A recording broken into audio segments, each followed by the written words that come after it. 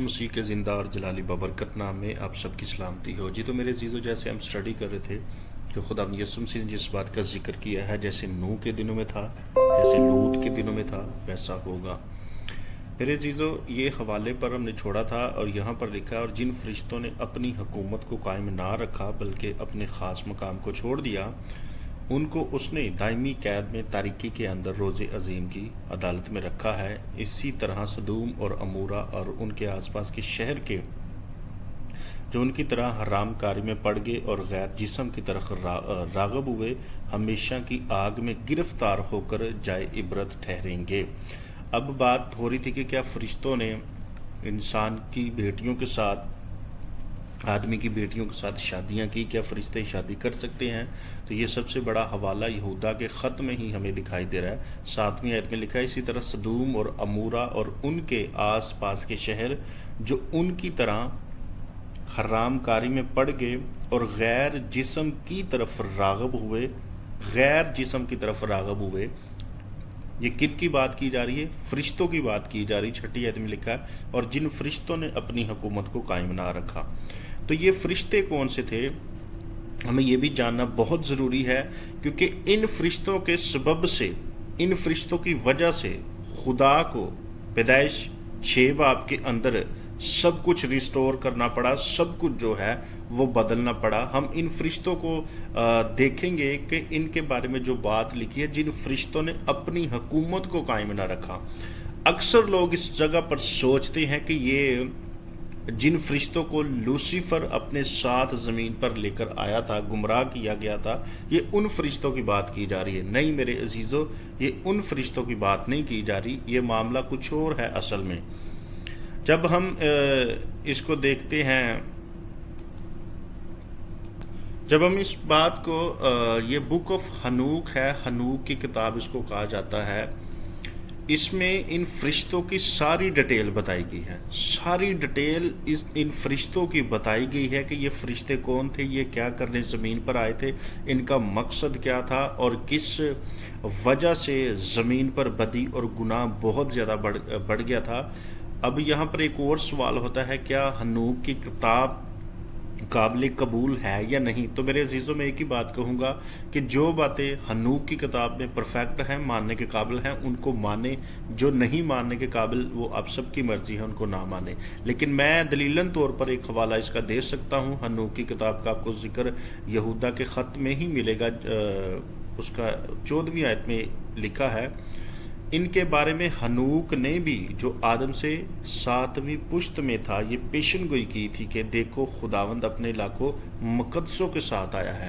یعنی کہ ہنوک کے بارے میں حوالہ بائبل مقدس میں بھی ہمیں ملا ہے، اور بائبل مقدس میں سے کسی بات کی دلیل ملنا بہت بڑی بات ہے، اور یہ صاف لکھا ہوا ہے کہ ان کے بارے میں ہنوک نے بھی، جو آدم سے 7ویں پشت میں تھا، پیشن گئی تھی آخری زمانہ کے تعلق سے، اور ہم بیسیکلی سیکھ بھی آخری زمانہ کے تعلق سے رہے ہیں۔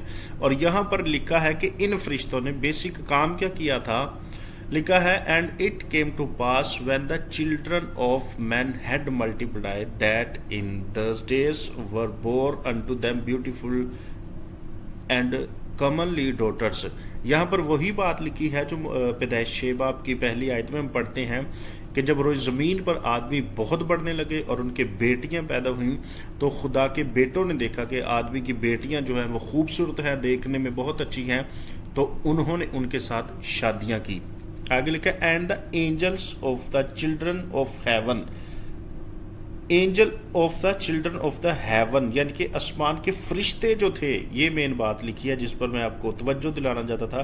Angeles of the children of heaven سا and lusted after them and said unto one another, came let us choose us wives from among the children of men۔ یعنی کہ ان فرشتوں نے جب دیکھا کہ انسان کی بیٹیاں جو ہیں وہ خوبصورت ہیں، وہ بیوٹیفل ہیں، وہ بہت پیاری ہیں، تو انہوں نے کیا کیا کہ آؤ ہم ان کو چنیں اور اپنے لیے بیویاں جو ہیں وہ ان میں سے مقرر کریں۔ تو ان فرشتوں نے ان عورتوں کے ساتھ جب شادیاں کی، تو آگے لکھا ہے، of man and begot his children and some جازا समजाजा एक लीडर था इनका, वो सारी डिटेल आगे पढ़ते हैं। समजाजा इनका लीडर था, हु वॉज देयर लीडर, यानी कि जो उनका लीडर था। सेड अनटू देम, उनसे कहा, आई फीर ये विल नॉट, उसने कहा मैं डरता हूं तुम ये करना दो। Indeed agree to this deed and I alone shall have to पे द पेनल्टी। वो उसने बोला कि मुझे डर है कि तुम कहीं करना दो और मुझे अकेले ही इस सारे गुनाह का जो है ऑफ ग्रेट सिन समयाजा जो है भुगतना पड़ेगा। And they all answered him and said let us all swear, उन सब ने मिलकर, अच्छा ये 200 फरिश्ते थे, 200 फरिश्ते थे ज़मीन पर उतरे थे, और इन फरिश्तों का खुदा ने इनको भेजा क्यों था? बहुत से लोग आज मिस गाइड करते हैं कलीसियाओं को, पैदाइश 6 बाब के ताल्लुक से गलत सिखाया जाता है। ये बेसिक फरिश्ते उतरे थे कि काइन की जो नस्ल थी वो बड़ी ख़तरनाक नस्ल थी, वो जंगजू नस्ल थी, वो लड़ाकू लोग थे। और सेत की जो नस्ल थी, सेत के जो लोग थे वो बड़े हम्बल मजाज लोग थे, वो सादा लोग थे, और इन दोनों के दरमियान जंगे ना हो, लड़ाइयाँ ना हो, इस सबब से खुदा ने इन फरिश्तों को ज़मीन पर भेजा था कि लड़ाइयाँ और जंगे ना हो। और ये हवाला हमें खुदा के कलाम में भी मिलता है कि जो खुदा पर ईमान रखते हैं, खुदा पर तवक्कल करते हैं, खुदा से डरते हैं, उनके खैमा जन खुदा का फरिश्ता रहता है। ये वहीं से चीज़ ली गई है। तो मेरे अजीज़ों, ये फरिश्तों का बेसिक मकसद क्या था? ज़मीन पर आके, यानी कि काइन की नस्ल सेत की नस्ल को ना सताए, इनके दरमियान खुदा ने इन 200 फरिश्तों को रखा था। आगे हम पढ़ते हैं कि इन फरिश्तों ने क्या किया। And all answer him and said let us all swear N oath. उन फरिश्तों ने जो उनका लीडर था उससे कहा कि आओ हम सब मिलकर कसम खाते हैं और अपने आप को इस चीज़ का पाबंद करते हैं। किस चीज़ का पाबंद करते हैं? कि हम ये जो काम करने लगे हैं इसमें से कोई भी नहीं हटेगा, कोई भी स्टॉप नहीं होगा।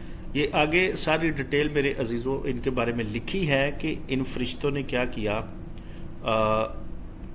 An oath and all bind ourselves by mutual impressions not to abandon this plan but to do this thing। उन्होंने आपस में कसम खाई कि हम में से कोई भी पीछे नहीं हटेगा, मुड़ेगा नहीं, हम इस चीज़ को, इस काम को ज़रूर करेंगे। And then swear they all together, उन सब ने मिलकर कसम खाई।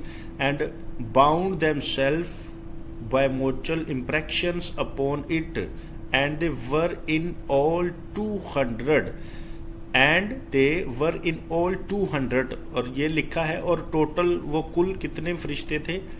200 फरिश्ते थे। who descended in days of Jad on the summit of Mount Hermon and they called it Mount Hermon because they had swore। यानी कि ये यार्द के दिनों में हरमून के पहाड़ पर उतरे थे, और इन्होंने उस पहाड़ का नाम हरमून क्यों रखा? क्योंकि उस जगह पर इन फरिश्तों ने मिलकर कसम खाई थी कि हम ये काम करेंगे। ये पैदाइश 6 बाब में जो लिखा है कि खुदा के बेटों ने आदमी की बेटियों के साथ शादियां की और जिनको चाहा, जो पसंद किए, उनको चुन लिया। जो बात हम स्टडी कर रहे हैं, और आगे आगे हम इन चीज़ों को देखेंगे कि इन फरिश्तों ने, ये सब उनके नाम हैं, यानी कि समयाजा एक का नाम था। ये तकरीबन 10 फरिश्ते जो थे इनके लीडर थे, इनको गाइड करने वाले थे, और ये सारे एक गुनाह में गिरे, और इन सब ने मिलकर एक कसम खाई, ओथ लिया कि हम इस काम को ज़रूर करेंगे। और आगे आगे मेरे अजीज़ों हुआ क्या था, कैसे इन फरिश्तों ने ज़मीन पर आकर इंसानों को टेक्नोलॉजी सिखाई। हर एक चीज़ जो है, आज जो गुनाह है, आज जो टेक्नोलॉजी है, एटम बम है, जिस तरह की भी चीज़ आज आपको दिखाई दे रही है ज़मीन पर, ये सारी चीज़ें इंसानों को इन फरिश्तों ने सिखाना शुरू की थी। जिसे आसमानी नॉलेज कहा जाता है, आसमानी टेक्नोलॉजी कहा जाता है। ये सारी चीज़ें इन फरिश्तों ने इंसानों को सिखाना शुरू कर दी थी, जिस वजह से खुदा ने सब कुछ ख़त्म किया, दोबारा से रिस्टोर किया, पानी के वसीले से سے، پانی کے ذریعے سے سب کچھ جو ہے وہ تباہ کیا۔ تو میرے عزیزو جڑے رہیے اس چینل کے ساتھ، اسٹڈی کے ساتھ، اور آپ جتنے بھی نئے لوگ ہیں اس چینل پر اس کو ضرور سبسکرائب کریں تاکہ آنے والی نوٹیفیکیشن جو ہے وہ ضرور آپ کو ملے، اور آگے آگے ہم سیکھتے جائیں گے کہ کس طرح خداوند یسوع مسیح نے نوح کے زمانے کا، لوط کے زمانے کا ذکر کیا ہے کہ میرے آنے سے پہلے جیسے نوح کے دنوں میں تھا، لوط کے دنوں میں تھا، ابن آدم کے دنوں میں بھی ویسا ہی ہوگا۔ اور ہم کس طرح آج ابن آدم کے دنوں کے اندر ہیں،